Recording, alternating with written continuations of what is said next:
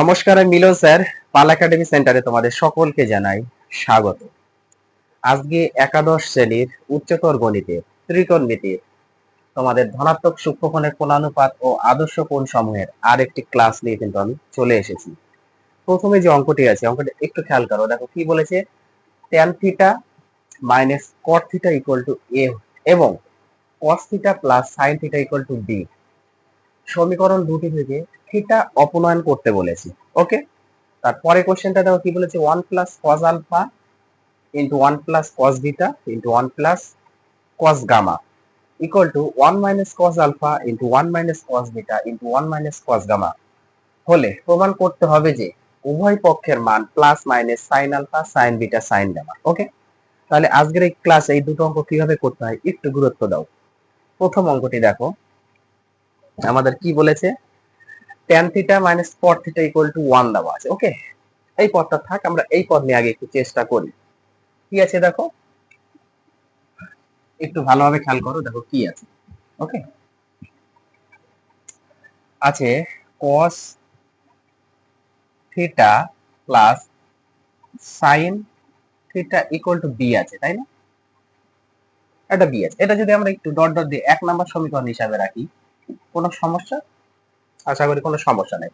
এখন কি করব, আমরা 1 নং এর উভয় পক্ষে যদি একটু বর্গ করি, তার মানে কি স্কয়ার যদি করে দিই, এর উভয় পক্ষে যদি আমরা একটু স্কয়ার করি, হ্যাঁ, উভয় পক্ষে আমরা বর্গ করি। এবার বর্গ করলে কি পাচ্ছি, এটা ফর্মুলা ফেলে দিই আমরা, a square plus b square plus 2a b, তাই না? এটা আমরা পাচ্ছি ইকুয়াল টু এদিকে বি স্কয়ার থাকবে। ওকে, এখন এইটার মান 1 cos square theta plus sin square theta equal to 1, তাই তো? তাহলে 1 plus 2 sin theta into cos theta আমরা লিখতে পারি ইকুয়াল টু বি স্কয়ার। পরের লাইনে আমরা এমন রাখতে পারি না, 2 sin theta into cos theta equal to b square minus একটাকে ওইদিকে নিয়ে যাই। ওকে, এটা যদি আমরা ডট ডট দিয়ে একটু এটা 2 নাম্বার সমীকরণ হিসাবে যদি আমরা রাখি, কোনো সমস্যা? এখন যদি আমরা এই পদটা একটু খেয়াল করি, দেখো কি আছে, এখানে তোমাদের আছে tan theta minus cot theta equal to a আছে, তাই না? tan theta minus cot theta equal to a, বোঝা গেল? tan কে আমরা লিখতে পারি কি, sin by cos plus cot কে লিখতে পারি cos by sin। Okay, equal to 1, a ছিল a, কোনো সমস্যা নেই। আচ্ছা, চলো তারপরে দেখো, এটা যদি আমরা একটু লসাগুতে পরিণত করি, তাহলে এটা কি এসে দাঁড়াবে, sin থিটা cos থিটা এসে দাঁড়াবে ইকুয়াল টু a ছিল a তো থাকবেই।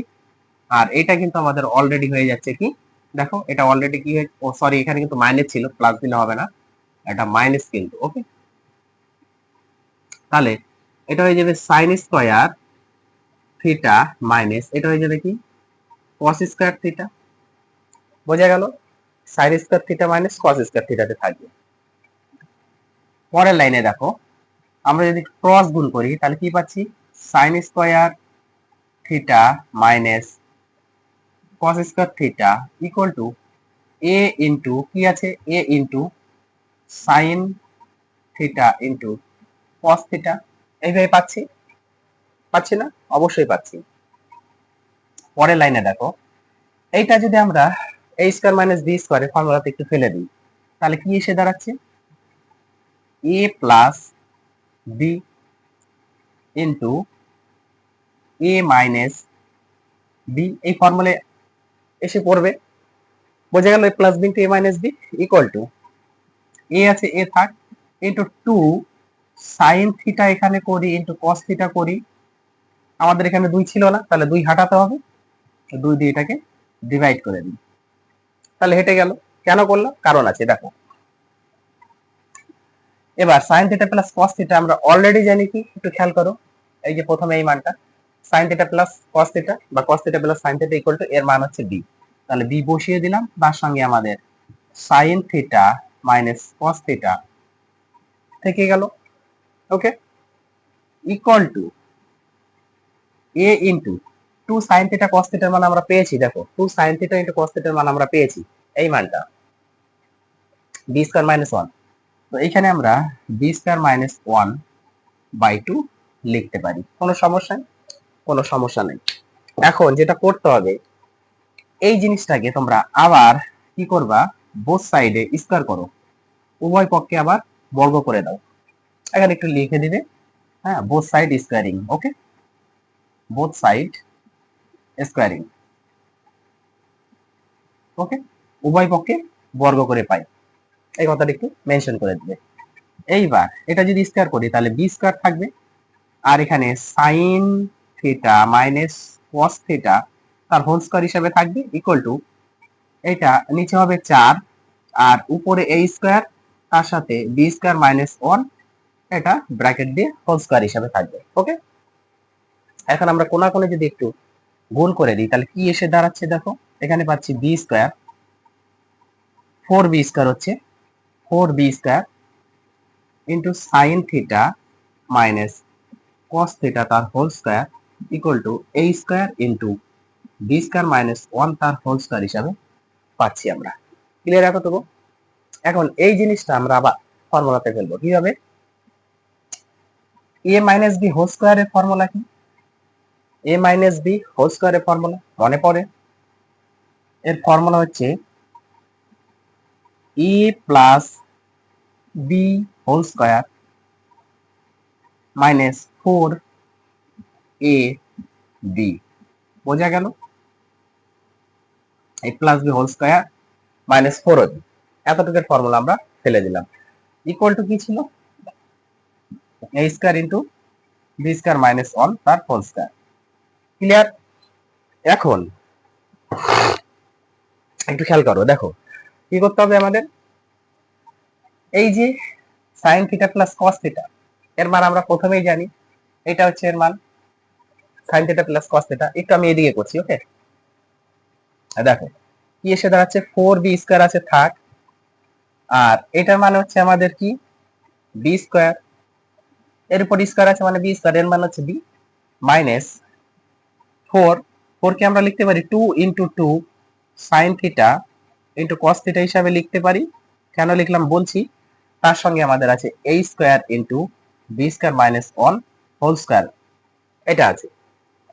এটাকে 4 কে এইভাবে লেখার কারণ হচ্ছে, একটু খেয়াল করো, একটা b স্কয়ার আছে থাক, 2 আছে থাক, কারণ এই মানটা আমরা এখানে বসাবো, 2 ইনটু sin থিটা cos থিটার মান আমরা বসাবো, কি আছে b স্কয়ার মাইনাস 1 এখানে বসিয়ে দিলাম, ওকে, এটা আমরা বসিয়ে দিলাম। এখানে সেকেন্ড ব্র্যাকেট ইউজ করো, ইকুয়াল টু কি আছে, a square into b square minus 1 তার হোল স্কয়ার আছে, বোঝা গেল? পরের লাইনে যদি আমরা করি, 4b স্কয়ার আছে থাক, এইটা দেখো এই ব্র্যাকেট যদি আমরা উঠিয়ে দিই তাহলে দুটো b স্কয়ার হবে মাইনাসের, আর প্লাসের একটা আছে, তার মানে কি দুটো মাইনাস থেকে একটা চলে গেলে মাইনাসের একটা থাকে, আর এই মাইনাস দ্বারা যখন 1 গুণ করব তখন প্লাস হবে। সো আমরা এখানে কি করব, প্লাস মাইনাস 2 এর সাথে মাইনাস 1 গুণ করলে প্লাস 2 হয়, তাহলে 2 টাকে আগে রাখি, আর এটা বিয়োগ করলে মাইনাস b স্কয়ার একটা থাকছে আমাদের, এইভাবে লিখে দিলাম, okay, equal to a square into b square minus 1 তার হোল স্কয়ার। বোঝা গেল? আশা করি কোনো সমস্যা নেই। তাহলে এইটাই হচ্ছে তোমাদের অ্যাকচুয়ালি যে বলেছে থিটা অপনয়ন করতে, তো থিটা অপনয়ন হচ্ছে এতটুকুই, এটাই হচ্ছে তোমাদের অ্যান্সার, ওকে। আশা করি কোনো সমস্যা নেই, সকলেই বুঝতে পেরেছে।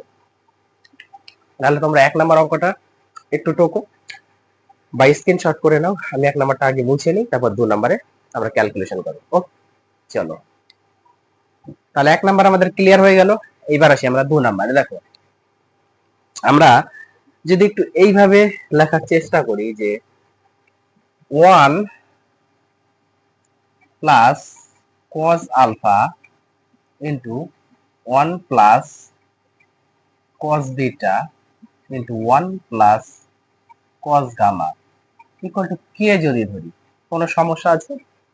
এই পদটাকে আমরা ইকুয়াল টু কে ধরেছি, সো শর্তানুযায়ী আমরা কি লিখতে পারি, ওকে, শর্তানুযায়ী আমরা লিখতে পারি, কারণ এটা ইকুয়াল টু এটা, এটা ডট ডট ডট দিয়ে 1 নাম্বার হিসাবে রাখো, তাহলে এখানে আমরা লিখতে পারি 1 minus cos alpha into 1 minus cos beta into 1 minus cos gamma equal to k। এটা ডট ডট দিয়ে আমরা 2 নাম্বার রাখতে পারি, তাহলে এটাও তো কে, এটা কে হলে এটাও কি হবে। এখন 1 আর 2 যদি আমরা একটু মাল্টিপল করি, দেখো যদি আমরা একটু গুণ করি তাহলে কি দাঁড়াচ্ছে, একটু সাজিয়ে লিখবো। ওকে, 1 প্লাস cos আলফার সাথে এই পদের সাথে আমরা মাইনাস একটা রাখবো, 1 মাইনাস cos আলফাটাকে রাখবো। এবার প্লাস এটার সাথে আমরা আরেকটা মাইনাস রাখবো, 1 প্লাস cos বিটার সাথে 1 মাইনাস cos বিটা, আবার 1 প্লাস cos গামার সাথে আমরা 1 মাইনাস cos গামা হিসাবে রাখতে পারি, ইকুয়াল টু এটাকে গুণ করলে কে স্কয়ার। ওকে, ক্লিয়ার। এখন এটা a আর এটা যদি b ধরি তাহলে a plus b into a minus b, অর্থাৎ a স্কয়ার মাইনাস b স্কয়ারের ফর্মুলা পড়বে। a বলতে 1, 1 এর স্কয়ার করলে 1, ওকে, আর cos এর স্কয়ার করলে cos স্কয়ার তার সাথে আলফা। সেম ভাবে এটাও ফর্মুলা একই, 1 minus cos square beta, okay. Same ভাবে এটাও 1 minus cos square gamma equal to K square. বোঝা গেল। এখন এটা মানে কি, 1 মাইনাস cos স্কয়ার আলফা মানে কি, এটা মানে হচ্ছে sin স্কয়ার আলফা ইনটু এটা মানে কি sin স্কয়ার বিটা ইনটু এটা মানে sin স্কয়ার গামা। বোঝা গেল, equal to K square.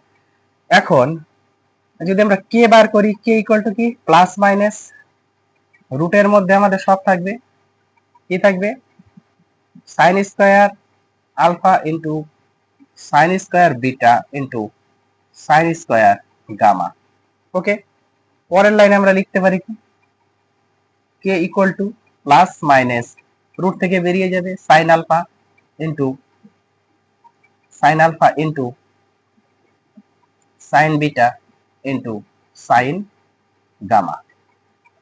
K equal to plus minus sin alpha into sin beta into sin gamma. এটা হচ্ছে আমাদের চেয়েছে। প্রুফ, আশা করি কোনো সমস্যা নেই। তাহলে এই অঙ্কগুলো তোমরা প্র্যাকটিস করতে থাকো, আমি আবার আসবো পরবর্তী পার্ট নিয়ে। তাহলে আজকের মতো এখানেই শেষ করছি।